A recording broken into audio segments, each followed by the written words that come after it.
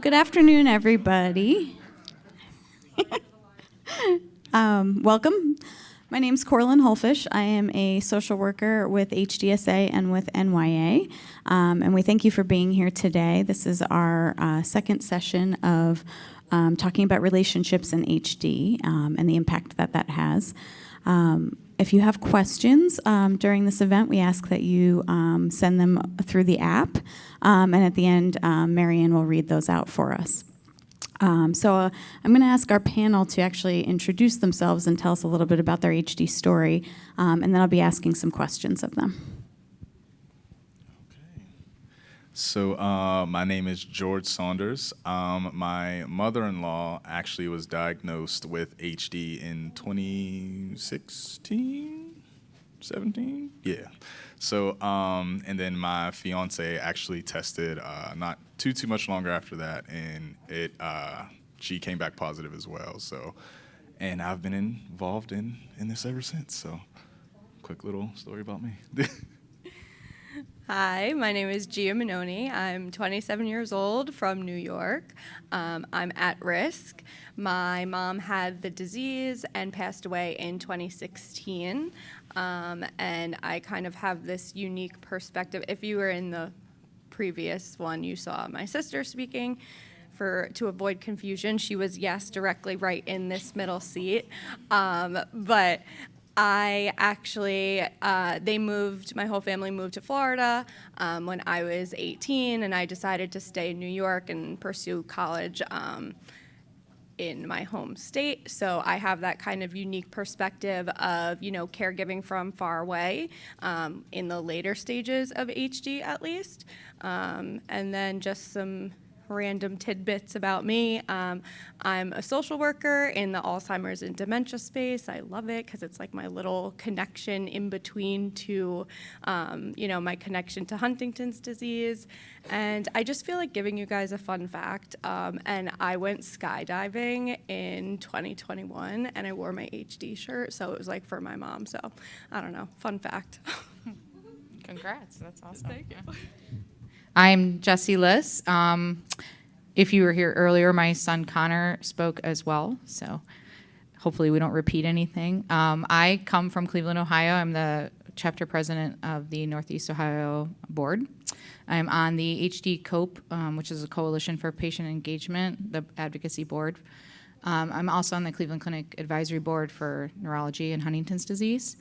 Huntington's disease has been in my family. It feels like not very long, but I was 28 when we found out that my dad had Huntington's disease, and my sister and I tested positive that year.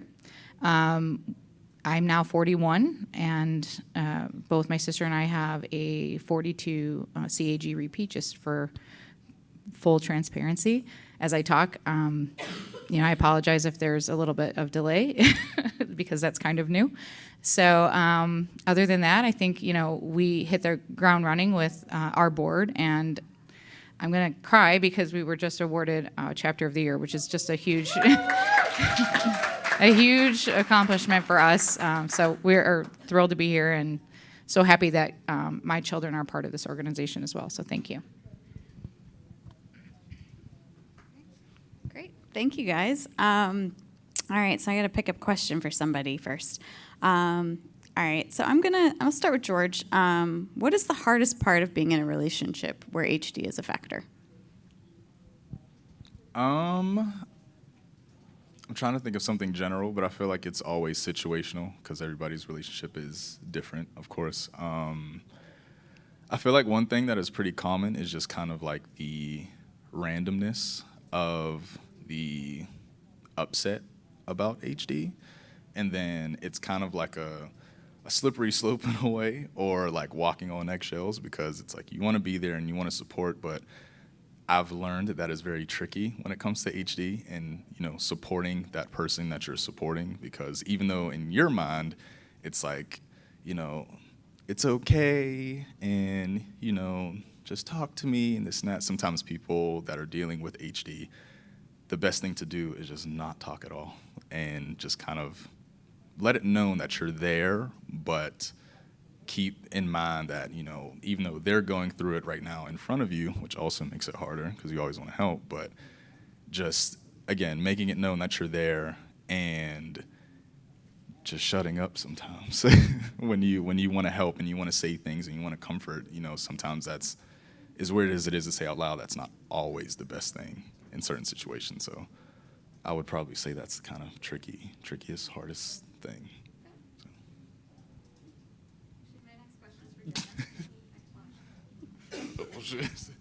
I'm sorry for Gia. I'm going to get you all mixed up now.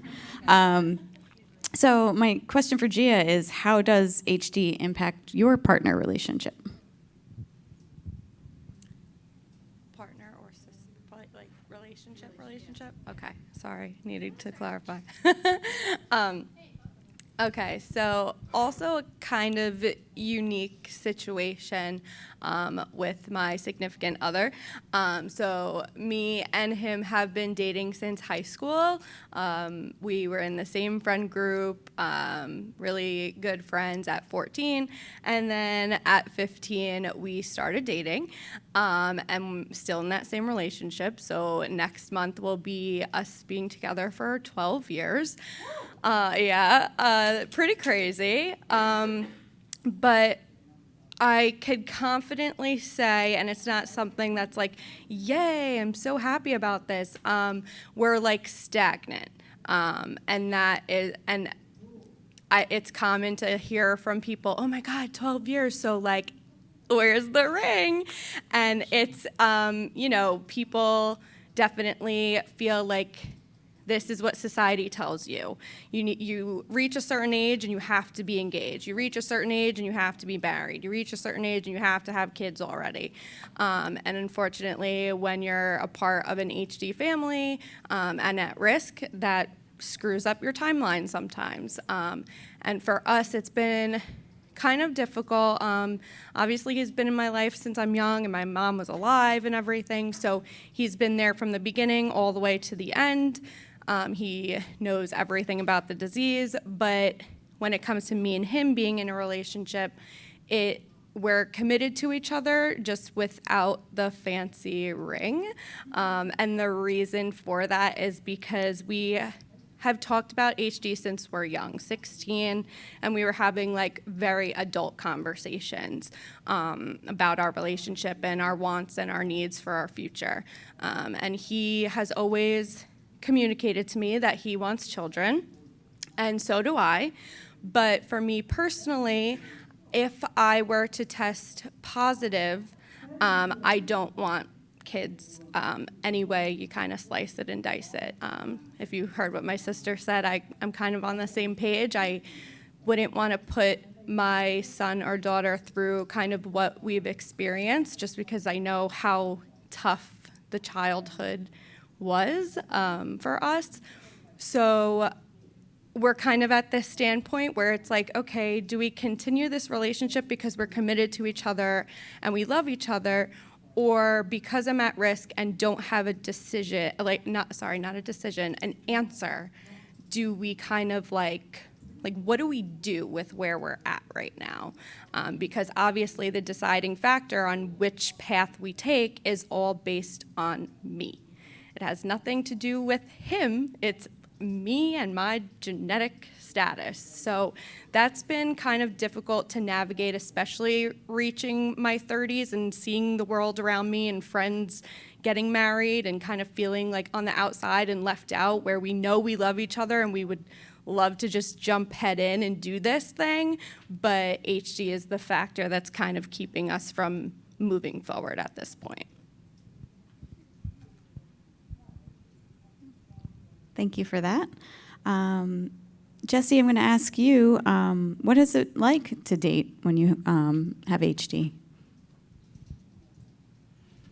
Well, I am the old one in the group, but I am dating, and he is here. Yeah, he's super supportive. I would say,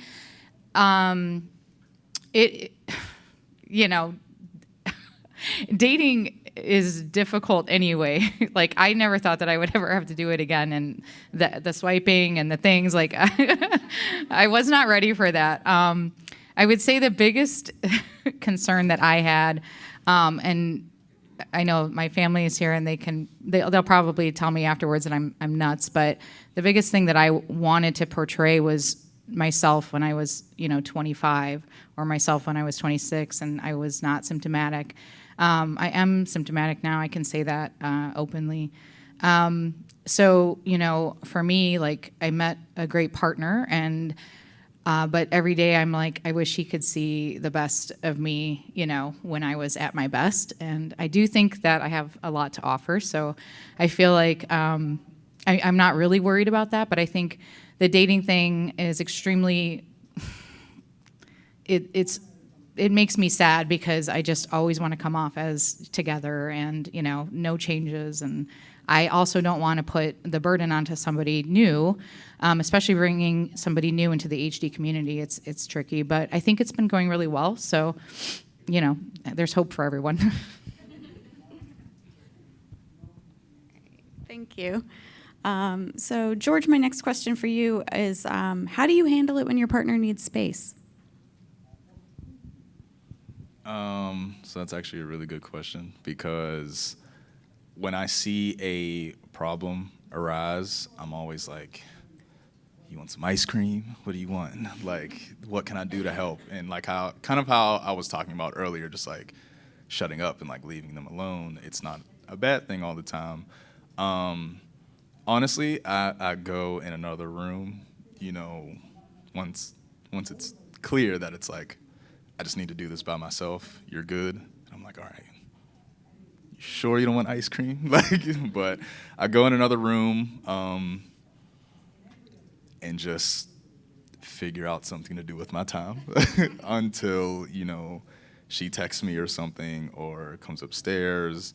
Because like sometimes she'll come find me, and then I know when she comes to find me and like sits next to me or something, I'm like, you're good. Okay, I can see you got through this, whatever it was, whatever trigger it might have been or anything like that. But just kind of understanding, like, you need to do this for their benefit.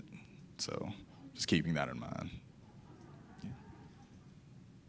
Thank you. So, Gia, my next question for you is, how have some of your relationships changed since your mom died? Yeah, so I would say there's lots of relationships, obviously, that are affected after, your HD affected parent passes. One of them being the relationship with the unaffected parent. And I'm sure my sister could attest to this also, especially because she lived with my dad. Like I said, I have lived and still live in New York, while my dad and sister and mom lived in Florida. But grieving is an individual process. And everyone chooses, or I mean, you don't get to choose how you grieve. In some cases you do, like how you're gonna cope, but everyone does that so differently. And sometimes it's hard to understand others' ways of coping. So like me and my sister, we're not always on the same grieving journey. I think the distance that I put between myself and my mom helped me better prepare for what was to come. So when my mom did pass, and I'm also a planner, like very type A, so when my mom did pass, it was like I almost felt an immediate relief, which is very weird to feel as your first emotion, because like the person that birthed me had just passed. But why am I relieved when I already had created that space by not living with her? So it was confusing for me to feel already like relieved, but the planner in me like did things that my sister and my dad could not do immediately, which was call the family, alert everybody that, she had passed, see who was going to be able to come down to Florida for services and things like that. And at that time, my dad and my sister could not do those things. And that's an important part of, death, is having people come and mourn with you and be there to support you. And then our dad mourned and grieved much differently than the both of us. It took a very long time. My mom's gone 6 years now, and I think he's like maybe just turning the page on it a little bit. Whereas for me and my sister, it was like, I could speak to myself. It was kind of a very quick grieving process, if you could put it that way. I feel like as the older sister and kind of like second mom to my sister, I always have taken on this, like, you have to be strong. That's your job. You need to protect everyone. And that's kind of how I grieved as well, protecting others, making sure everyone else was okay before, like, myself. And with my boyfriend, and after she passed, like, I couldn't be alone for a very long time. My boyfriend had to move out of his dorm to, like, live with me because I could not, like, stand being by myself. I was, like, very anxious all the time. And then that changed into I can't be in large groups. I just got overwhelmed and anxious being in large groups. So he had to kind of adjust our regular, like, routine and schedule to how, like, what I needed in those moments. So lots of different changes came with it, and everyone just kind of has to bear with you in those moments and, like, kind of meet you where you're at and listen to what you need. And kind of like how you asked George with, like, when do you know to give space? It's the same thing with, like, the grieving process after someone's gone. If they want to talk about it, like, if I want to talk about it, I will go up to someone and say, I need somebody to talk to about this right now. But if I don't, and I want that space, and I don't want to talk about HG at all, like, I will tell you, like, now's just not the time. So relationships change after passing as well, but just need to listen to what that person wants and needs in that moment. Thank you. The last group touched on this a little bit, but this question is for you, Jesse. What sort of qualities do you think are important in a partner when you're somebody who's coping with HD? Okay, I've thought really long and hard about this. So when my sister and I tested positive in 2008, which is it's like forever ago, feels like. I remember when we talked to our genetic counselor, we didn't have a great genetic counselor at the time, didn't have a lot of awareness about the disease. We were like, well, what do we do? This is fatal. I had 2 very young children at the time, super concerned about them and their risk. And I was obviously concerned about my father and his entire family, which my father had HD. He had a twin brother, and then there were 6 other siblings, and all of them are HD positive, and now are either in the late stages or have already passed. So we have a huge family, and it was just a giant blow. It's like a lot of other people have talked about, it kind of came out of nowhere. So our genetic counselor, I'll never forget, and I'm going to try to make this positive in a second, so hang in there. She said, you guys, you just need to take this decade by decade. And I remember my sister and I just like, what? We can't just wait 10 years. I mean, I was 28 at the time, and I was very focused in my career. And I wanted a cure, I wanted treatment. So we did buckle down, and, we started clinical trials. We joined HDSA. We pulled in all the resources that we could. But the one thing I wanted to say is, because I've been thinking about this a lot, is now that I'm older and I can kind of look back in that moment, is HD affects us. HD is the cruelest disease. You've heard it all described as ALS, Parkinson's, cancer all rolled into one. But the thing that it hits home the hardest for me is it affects every generational level, and it affects you differently at every decade of your life. So If you are a young person in an HD family, you're dealing with being a caregiver for your parents. You're watching them and their demise. If you are a person who's in their 20s, you're dealing with, do I test, do I not test, and possibly dealing with your parents or your grandparents. As I got older, I was dealing with family planning and, what to do with my children who are at risk and future children and those possibilities. And then now, my dad has passed. We're starting to watch the rest of my family on his side kind of go through their HD journey. And I'm thinking about myself, of course, first and foremost, because I want to live as long as I can, but I'm also worried about my son who's 18 and is ready to test, and that's going to be like the hardest day of my entire life. I can't even talk about it. So that said, the decade by decade thing, you really need to take your HD journey and the decade that you're in and find a partner that supports you in that journey, because you need someone during the testing years to be by your side and to understand. You need someone when you're HD positive and starting to develop symptoms like I am now. You need someone that understands how to talk and communicate with you with family planning. So I would say the most important characteristics are patience, communication, understanding, empathy, and above all, support, because that's just the key for each of those decades that you're going to be going through. Thank you. We've heard family planning come up quite a few times, and so I was wondering, George, if you would be able to touch on how you start that conversation, how you have that conversation. So just trying to think back, we have a 6-year-old now. She was here before HD came into all of our lives and everything. So thinking about that in the future, for future kids and all of that, you have things like IVF and all of that, which is really, really expensive. But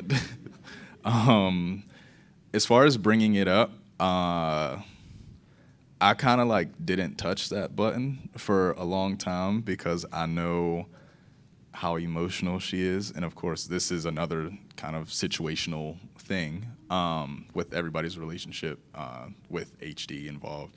But in that stage, it was still, we were only a year in maybe with HD, and I was really confused on how to bring up a lot of things, even just normal everyday things. So let alone talking about hey, if we have another kid, they're going to be at risk and everything like that.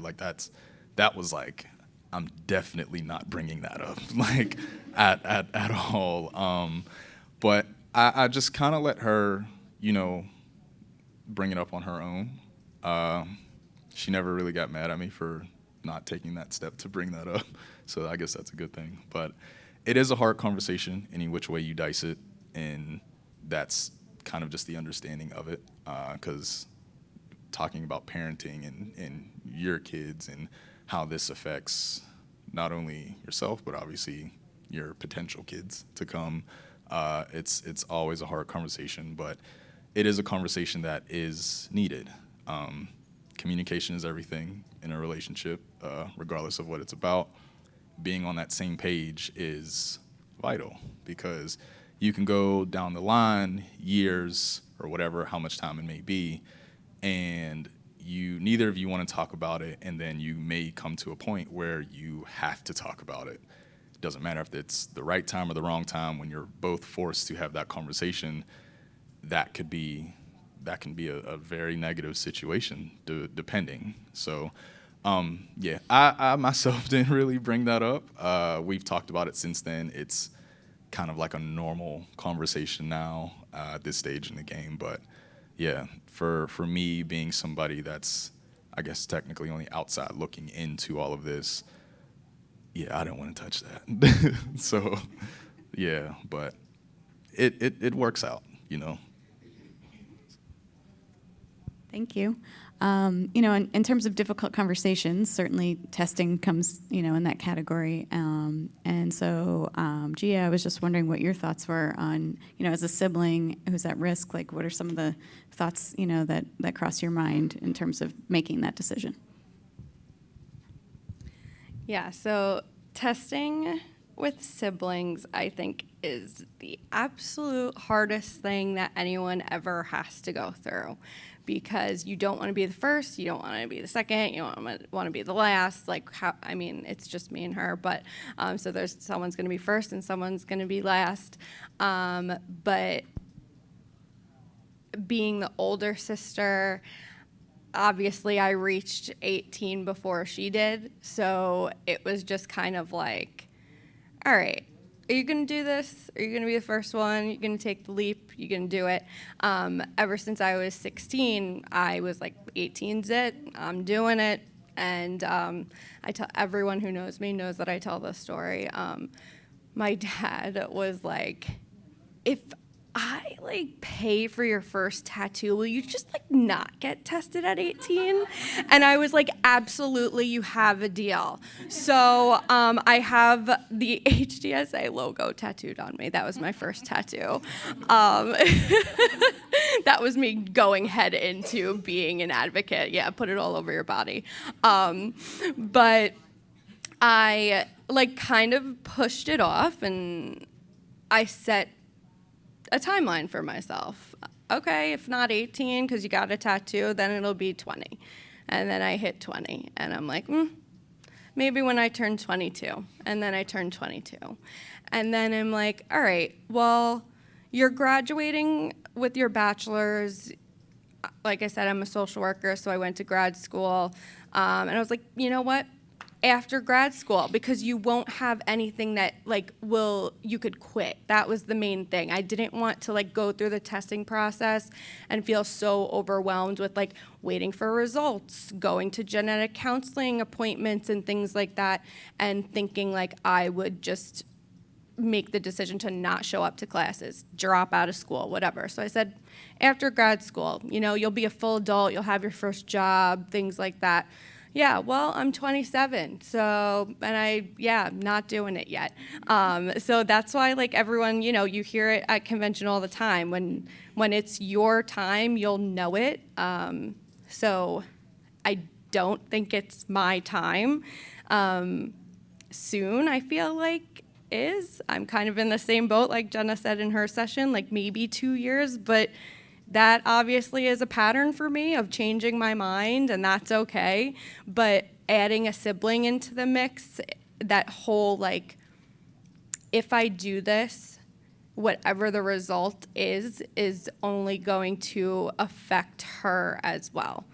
And like I said before, I'm the protector of my family. So I more so have held off on testing. I knew I wasn't ready yet, but I have always pushed it off more, because it's I don't want to send my family into a frenzy. I don't want to make them depressed, especially because my dad was still grieving, and still is to some degree. I don't want to add this on top of it. And yes, I could be negative and it could be a great result, but there's a lot of emotions that comes with being negative too. So it's not just a walk in the park. So having not even just a sibling, but your unaffected parent and what testing is going to do to them as well. I'm just trying to gatekeep my family's mental health, really is what it is. And but I do know that at one point when I feel now is my time to do this, how everyone has been saying around convention, when you have to do something for yourself, you sometimes do have to push all of those other people and emotions to the side for just a second and do what you have to do for yourself. So I know that time will come, and it's a scary one because she's my best friend, so she'll be in the back of my mind the whole time I go through it. But we're, like she said in her session, we're kind of on that same page, and we didn't even know that we were, because we do talk about it, but at the same time we let each other have our own time to think about things where we don't talk about it, and then we talk and we're like, oh yeah, I was thinking about it in 2 years too. So yeah, kind of hard. All right, thank you. My next question is for Jesse, and it's also about genetic testing. I'm just wondering how you deal with that with your children. Well, I have always told my children that testing is absolutely their choice, and I support whatever path they choose. The logical person in me feels that, and this is my opinion only, for my children, I would love it if for when there is a solid treatment and plan on the horizon that impacts them, something that they could take now that slows the progression, I think they should get tested and then, go through that treatment if it's necessary. That's my opinion only. For me, I tested because I just wanted to start planning, for the rest of my life and my career and education and all the financial planning. That was the reason that I tested. But for them, it's their choice. I will tell you, because this is an open, forum, I've been at this for a long, long time. We've been a part of Huntington's fundraisers and HDSA for many, many, many years, and I am starting, to wear and tear. Like, I'm ready to pass the baton. So I secretly had a conversation with my son, kind of nudging him to test just so I could take a break. But I also feel like if he tests negative, then I'm going to start to worry about my daughter, So it's a trickle effect. And then I have a nephew, obviously, that I worry about as well. So it's everyone's choice to test or not to test, and I support whatever you choose to do when it's that time. I know it will be the hardest day of my life when my son tests, and if it's negative or positive, it's going to be equally hard, because if it's positive, I'll worry for him, and for my own heart and soul. But if it's negative, I'll obviously worry for my daughter, even though that doesn't affect the odds. But so I support whatever decision you make for testing. I support their decision for testing, and I'll be right there with them. And we're ready to fight. Thank you. All right, George, this next question is for you, and it's just related to how HD impacts your parenting.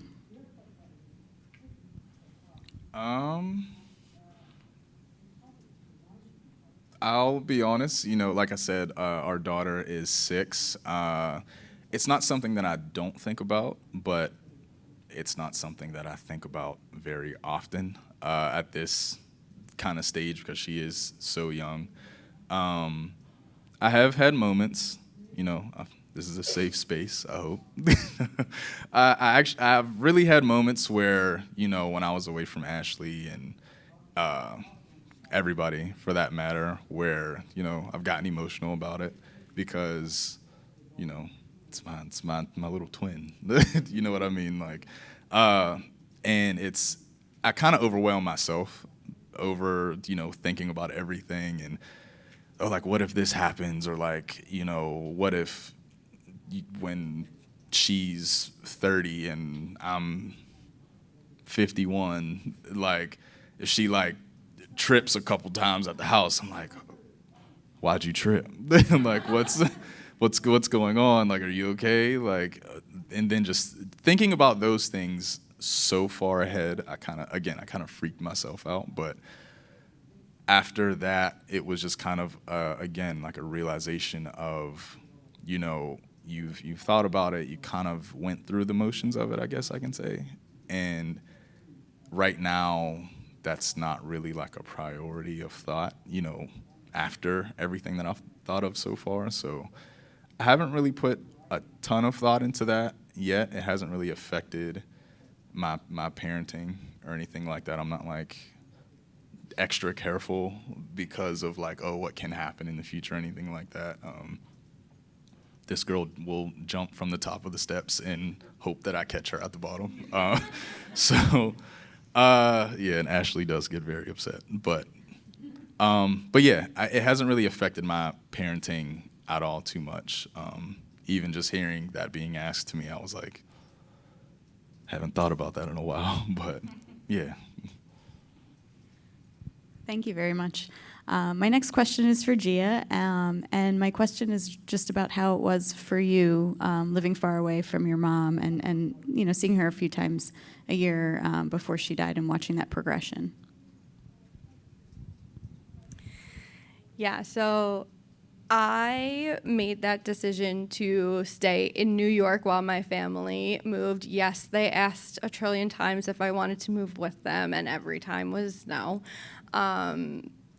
And I made that decision for myself, and it kind of goes into, what Connor was saying last session. You sometimes have to take those risks to do something for yourself.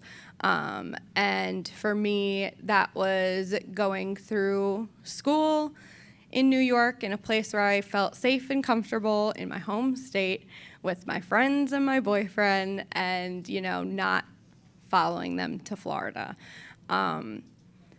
It was difficult, but I wouldn't change anything, especially now that my mom's passed and I've been able to kind of look back on all the decisions I had made. I've had people ask me, like, don't you regret not being with your mom enough, like, in her end of life?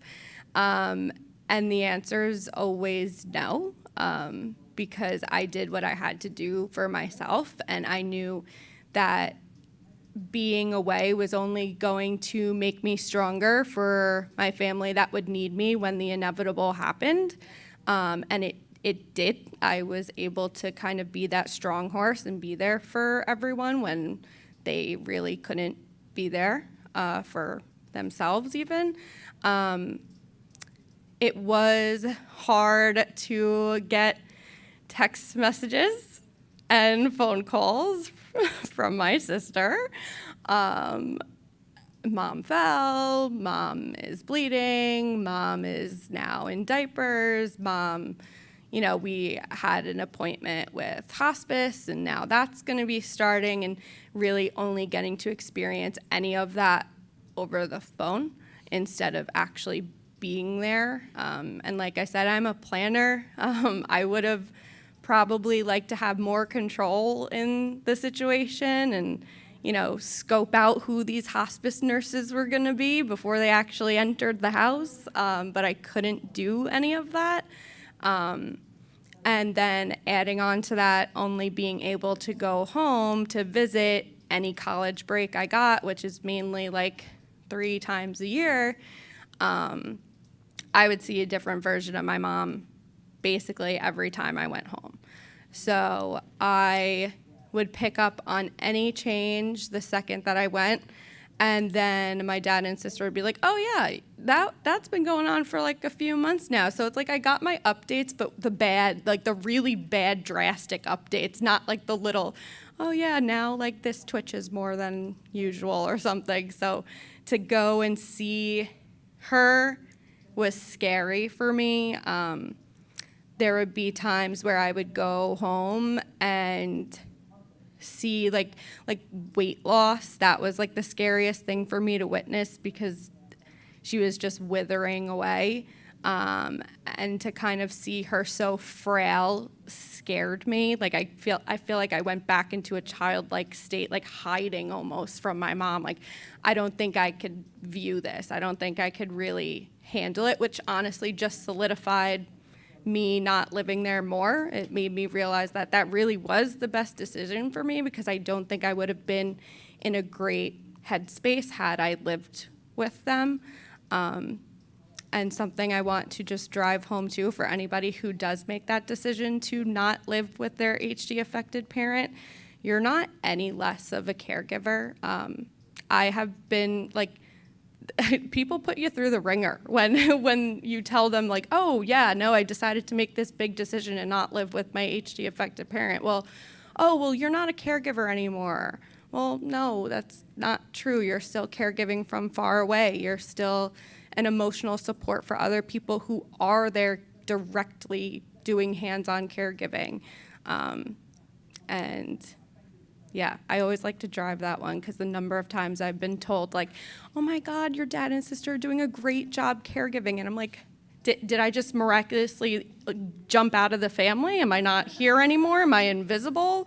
So you're not any less of a caregiver because you make hard decisions to not be hands-on with them.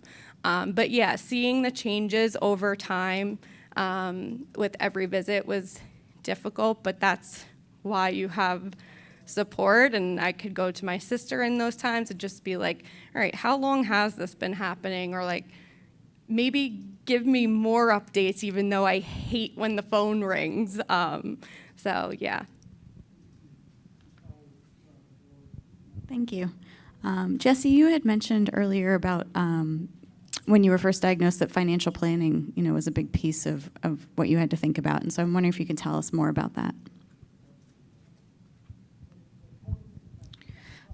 I would say, again, all of these are my opinions only, but I was 28 when I tested positive, and right before I tested, I had a few resources tell me to put together a life insurance policy, and I did not put together life insurance policy for somebody who is 50 or 60 and going to be disabled. I will tell you that much information. It was a very small policy.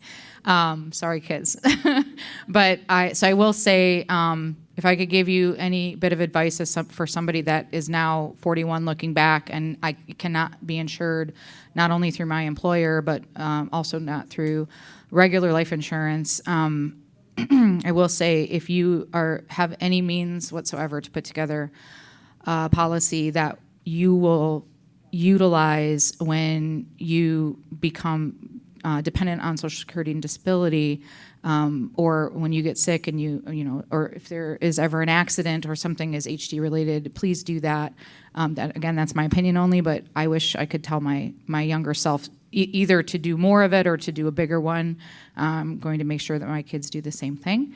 I will also say that along the way, you are going to want to go to these tracks that talk about Social Security and disability, how to navigate that road when you get there. Try to get as much information as you can, as early as you can. Meet with your doctor regularly to keep yourself, on track so that when the time comes, you can reflect back on medical records if needed. And then the last thing would be if you have a disability lawyer, you can put together a disability trust for yourself, for your own care, for later on. Please do that if you can. I think that it makes the most sense for your family so that they're protected. I think that was about it. All right, great. And so, George, my next question for you is about how do you take care of yourself? I'll be the first person to tell you. Kind of like how I was saying earlier, where I'm the person that, like, if I see something, I always feel the obligation to try to help. It's like you're sitting at the end of a bench, and then everybody else is lined up next to you, leaning this way. And it's like, if you fall, everybody else falls.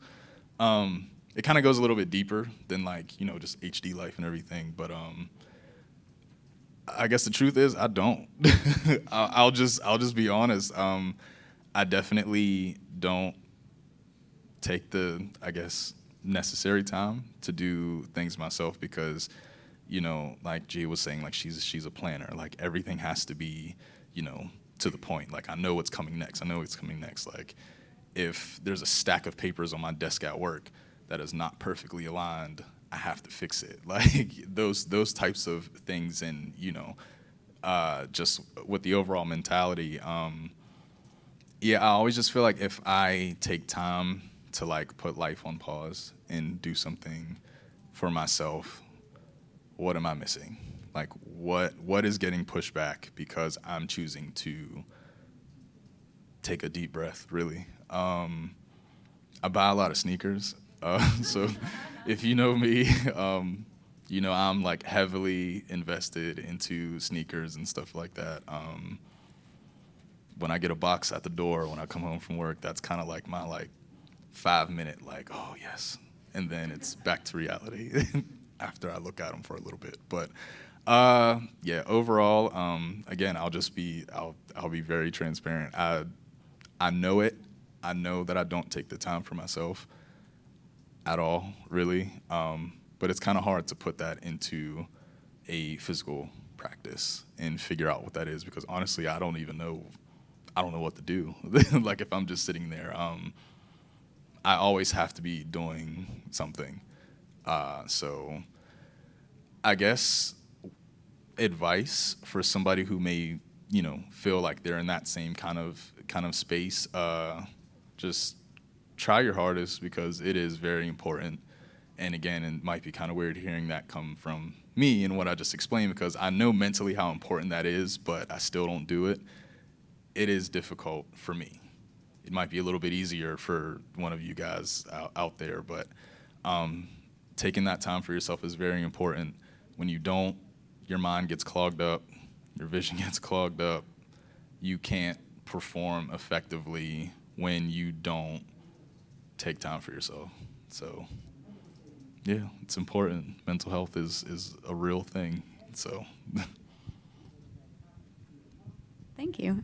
I'd actually like to ask the same question of Gia and of Jesse. So,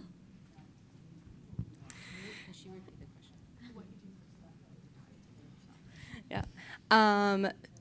So in ways, I am like George because I'm a planner, and like honestly, I feel like a form of my self-care is just staying as busy as possible, which I think is sometimes like not good, because then you wear yourself out and you burn yourself out.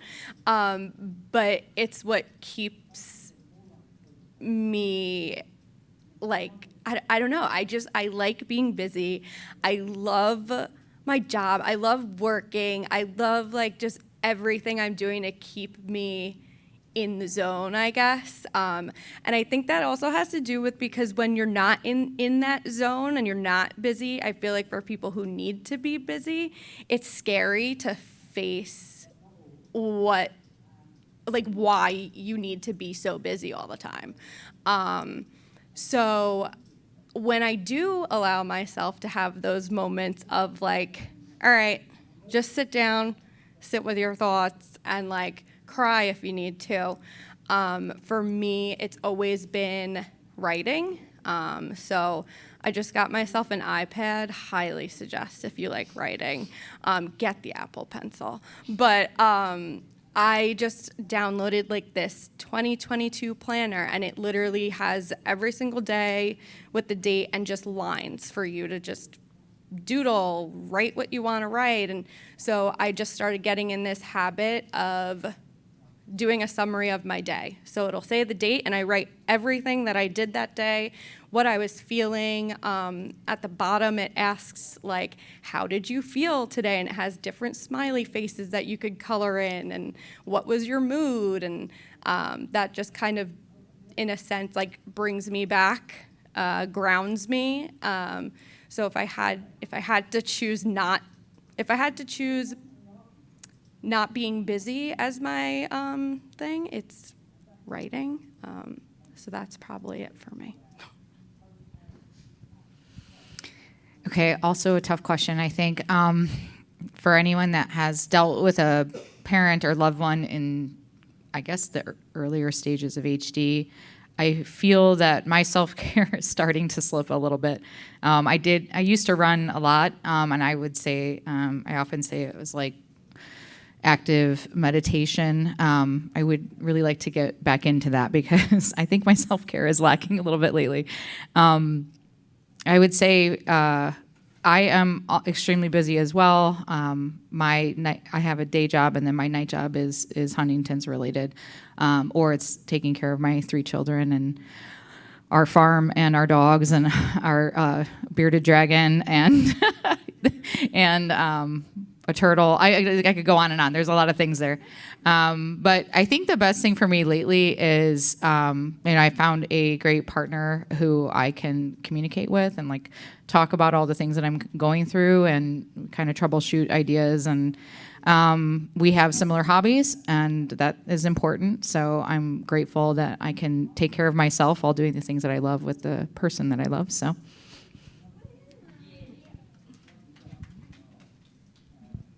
Thank you. My last question is actually for the three of you, and it's really just how do you communicate with some of the people in your life about HD, like your coworkers, acquaintances, people that you kind of know but aren't very close with?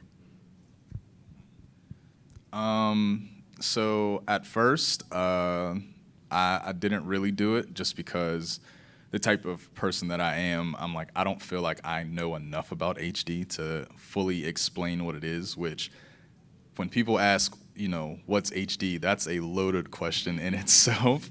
I'm sure just about everybody in here can relate to that. But now, like, I bring it up willingly, if I wear a shirt or something to work or, anything like that to give people, hey, let me ask him about what that is. Or even like coming to this, like people asking, oh, look, why are you going to Atlanta? I'm like, glad you asked. How much time you got? But I just do it. I just talk about it, talk about my experiences and everything. And talking about the experiences, I feel helps people understand, kind of what you're talking about. Because you can talk about, the science and everything else, and I'm very science-minded, so, like, I want to start using these big words and everything to explain, and then people look at you like, you have a good day. But, yeah, just talking about my experiences with it, trying to get them on board with HD-related stuff. Doesn't work all the time, but it has in some instances.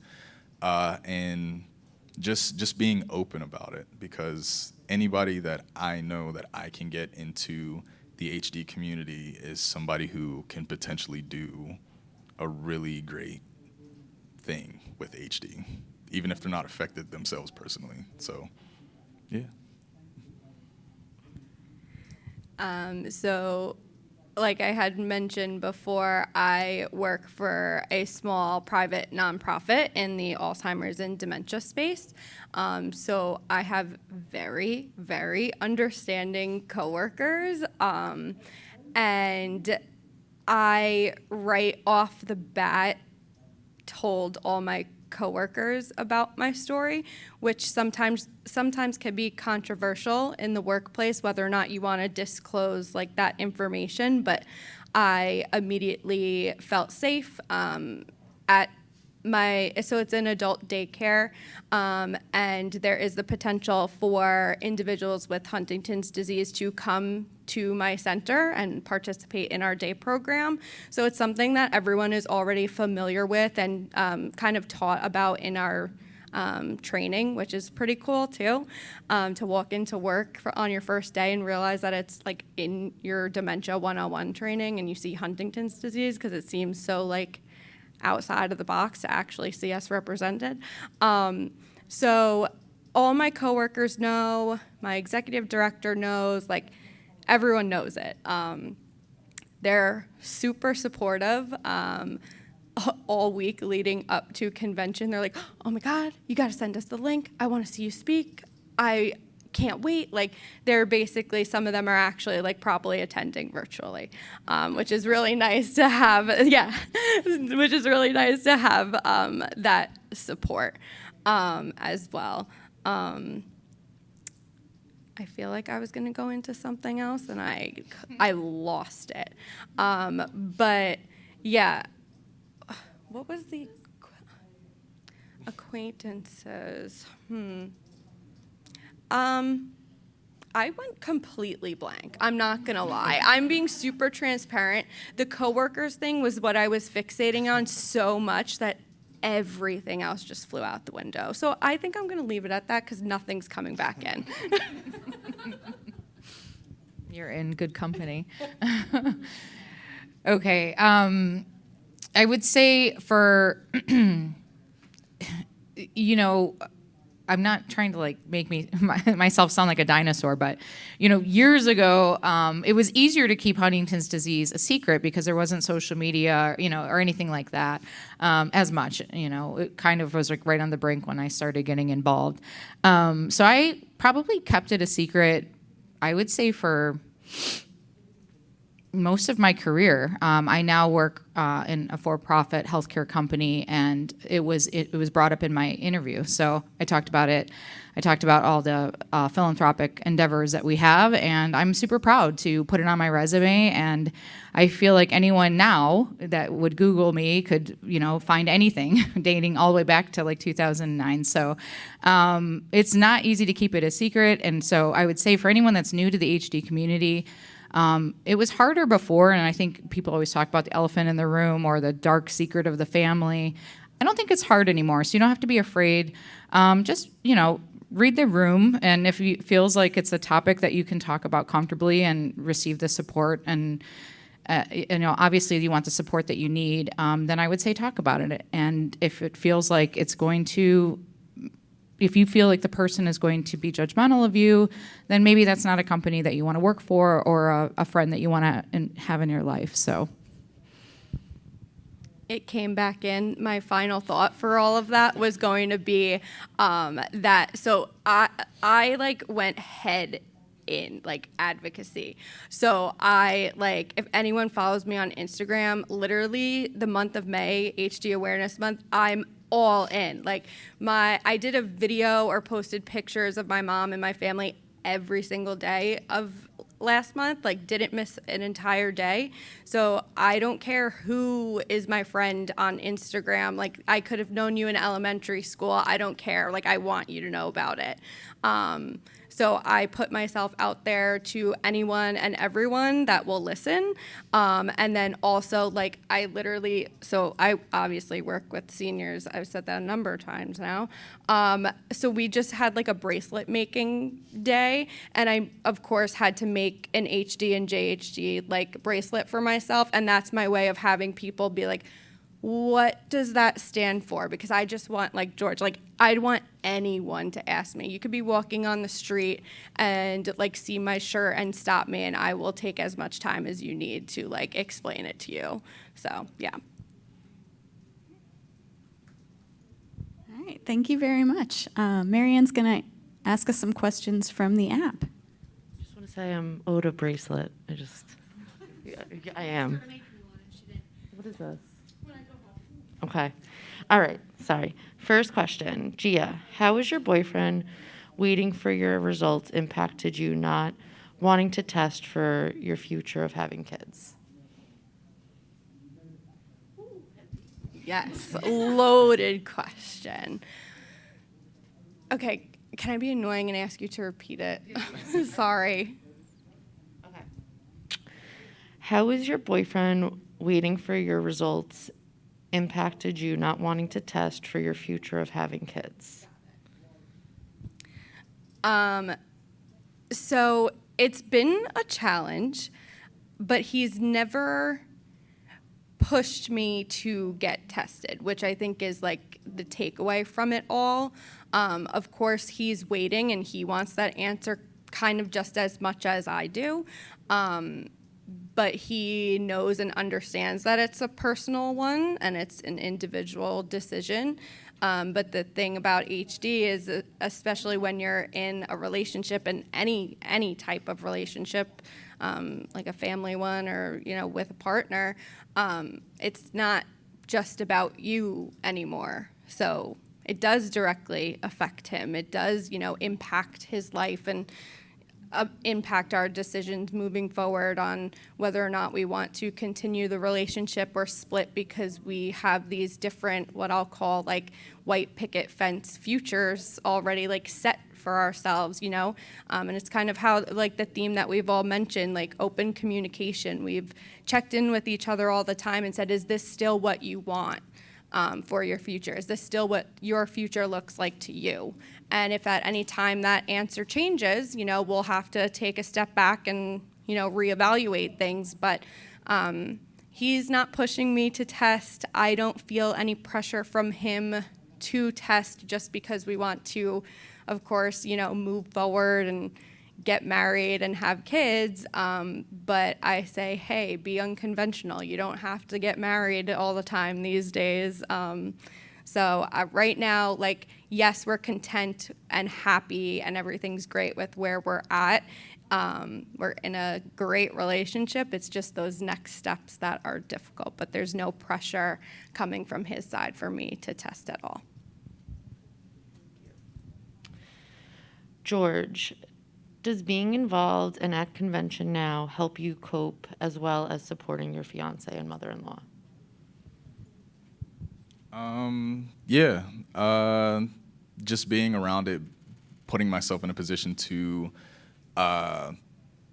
be in all these events and meet all these different people that have very similar stories. I met a gentleman yesterday that he had a very similar story to my mother-in-law.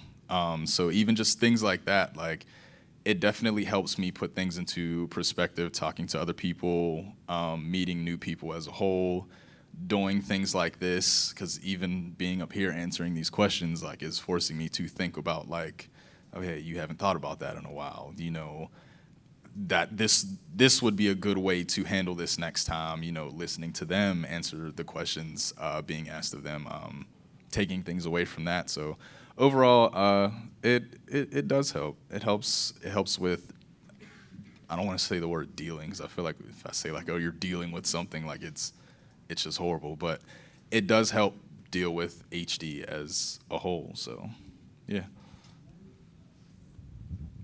Okay, this question is for Jesse. What advice do you have for children wanting to maintain a healthy and supportive relationship with their HD parent?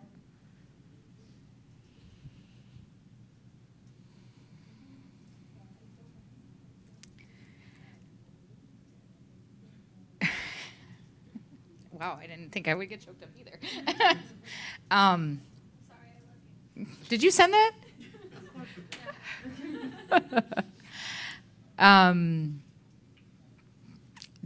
Dealing with an HD parent. Okay, so I think I talked about this a little bit in the beginning. I don't like to speak for long periods of time. So, the way that HD came into my life, we did not know that my dad had it until I was 28. Now, we did know something was wrong from the time I was probably 15, until the time that he got diagnosed. So I would say that not knowing that we had HD and not knowing the answers to the questions or the whys, when I found out that he had Huntington's disease, I actually had to go through a lot internally to forgive some of the really, really, horrible things that happened.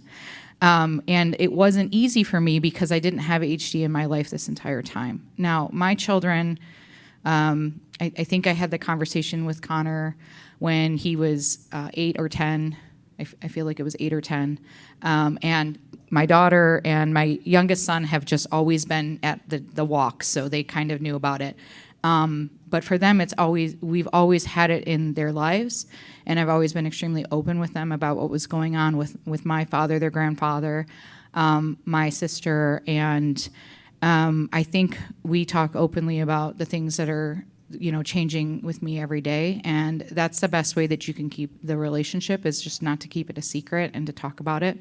And then I have to plug HDSA, because if it wasn't for this group, my children wouldn't have all the resources and the friends and the community that they have that they can camaraderie with and support. And I can't even give myself credit for having the best relationship with them as it relates to HD. It has everything to do with this organization. So.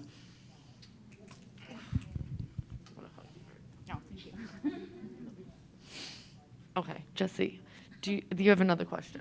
You want to wait a second? No, I'm good. Okay. Wait a second. Okay. Does having had watched and experienced a parent with HD impacted your future planning and care for yourself? Yes. From a financial perspective, it has, because I absolutely do not want to leave my future partner, and my children with the burden of taking care of me. I heard stories earlier, and I forget your sister's name, Jenna, it sickens me to think of my children changing my diapers, and I would never ask them to do that ever, So I am perfectly fine going into a home at some point in my life if we don't get a cure or a treatment, which I'm hopeful for and optimistic. But if that were the case, I am fine, being taken care of by people like yourself. And I will make sure that, they're financially set to do that. Thank you so much. Gia, this question's for you. How has being away at college affected your relationship emotionally with your dad and your sister? Made us probably closer than ever. Because, what's that saying? Distance makes the heart grow fonder. That goes for family too. New York to Florida, you got to hop on the plane, you got to do the thing. Not always easy, especially now, even with my mom being gone, maintaining the relationship with my dad and sister. We're still super, super close, but it's hard because now working, gotta rely on the PTO. So it's not always easy to find time to go down and visit as much as I'd like. We're super family oriented and close knit, so it's hard to be away for so long. So even though I'm not in school anymore, there's still the distance and, the distance from the relationships. My dad is not great at texting, so that's not great. He could talk your ear off on the phone, though, so at least I have that, which can be draining. Sorry, Dad. But I keep in touch with my sister every single day. But during college, emotionally, I would have to say the hardest part was receiving the updates through text messages and calls and stuff, especially being in class and kind of being all right, is my phone ringing because a doctor's calling to confirm an appointment, or is it, my dad or sister telling me something is wrong? And what I think is weird too is now, even though my mom is passed, sometimes my phone rings and I'm jolted. I'm like, oh my God, what is wrong? And it's you really do have to relearn life after passing. So even 6 years later, I could say I get phone calls and I'm like, oh my God, something's wrong. But so definitely an emotional toll. Being so far away and having such a close relationship with them was pretty difficult. All right, this next question is for George. How do you find balance between your relationship outside HD?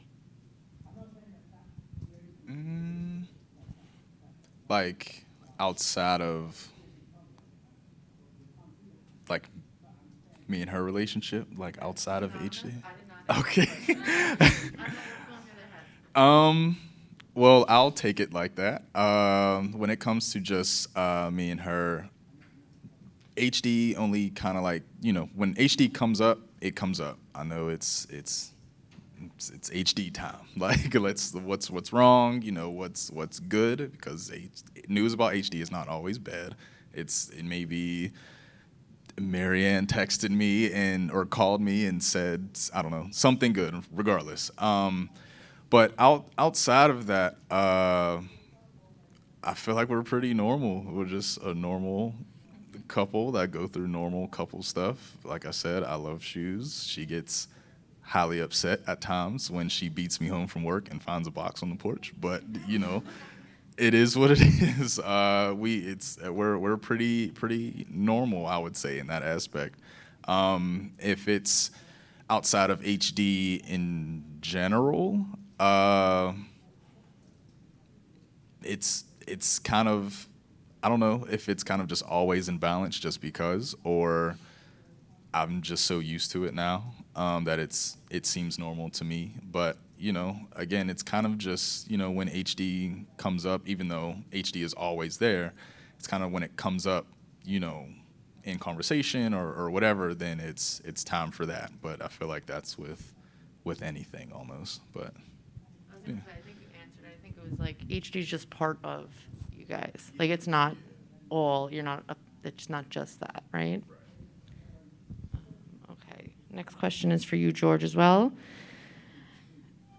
Has there ever been a time that you felt that this was too much? What helped you through that? So I know for a lot of people, and let me be the first to tell you, it is okay to say that you're overwhelmed with all of this at times, especially when you're new. It's, I kind of hate to say, but like, I feel like there's never a point where it's like, you'll never feel like it's too much at times. Because again, it's always there.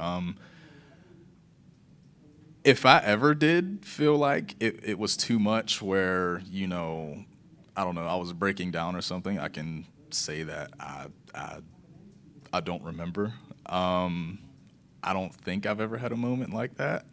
I'm the type of person that if something is really that bad, I block it out with something else. That's kind of why, like, how we were talking earlier, like, we stay busy just to kind of not focus on certain things. But I don't think I've honestly ever had a moment where I felt like super overwhelmed, where I'm like, I can't do this. Like, I give up. I'm leaving. Like, nothing ever like that. But I do just want to make it known that, like, those things are real. Those things are in some people's everyday life, and it's hard and it's draining and everything else. But again, luckily, I don't feel like I've ever reached a point that was that bad. So.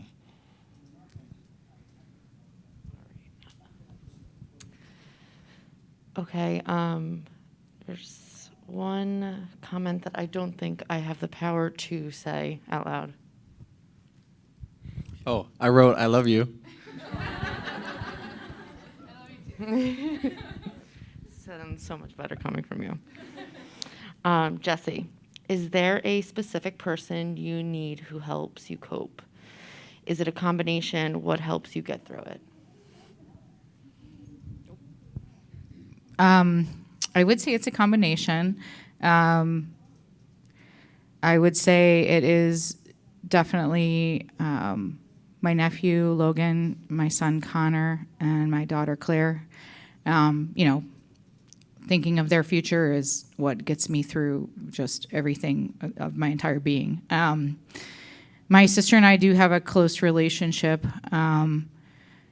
I don't think we've talked more recently about like our Huntington's changes, and maybe we should. But we are extremely close, and she's like the best sister possible. My mom lives with me now, and she's like your dad. It sounds like, where she's still grieving, and she's been grieving the loss of her husband even long before he even died. So we all know what that feels like. So I don't really talk to her about HD as much, although she supports me in other ways. And then obviously, my significant other. I don't think even coming here is easy without someone that just loves you and trusts you and supports you. So I think I covered everybody. And then obviously my little guy Ledger, but he's too young to talk about it. But There's no more questions on the app. Does anybody in the audience have any questions or anything you guys, the panelists, want to say that maybe we missed? Awesome. Thank you all so much. Yeah, thank you. I would just love for a round of applause for a really fantastic panel. Yeah, I said before in our last session that it really is an honor and a privilege anytime that you can be with people that are just willing to be so open about their situation. And I know that's not easy, and so I just really want to thank you for your time. You guys really were fantastic. And I think our audience was also fantastic. You guys had some great questions. And so I really appreciate you all being here. All right. So enjoy your evening. Oh, and come to the NYA talent show tonight.